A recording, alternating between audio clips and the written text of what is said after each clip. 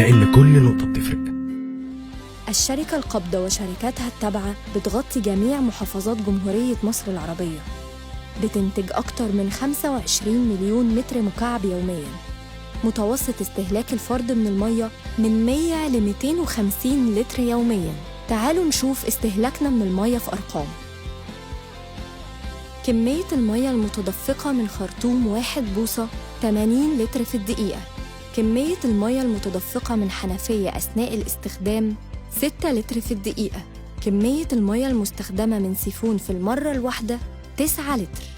كمية المية المتدفقة من الدش أثناء الاستخدام 12 لتر في الدقيقة. كمية المية المستهلكة لملء بانيو 395 لتر. طيب تعالوا نشوف التسريبات بتهدر مننا مية قد إيه. تسريب المية من حنفية بايظة 24 لتر في اليوم. تسريب المية من سيفون بايظ 1440 لتر في اليوم. لأن كل نقطة بتفرق.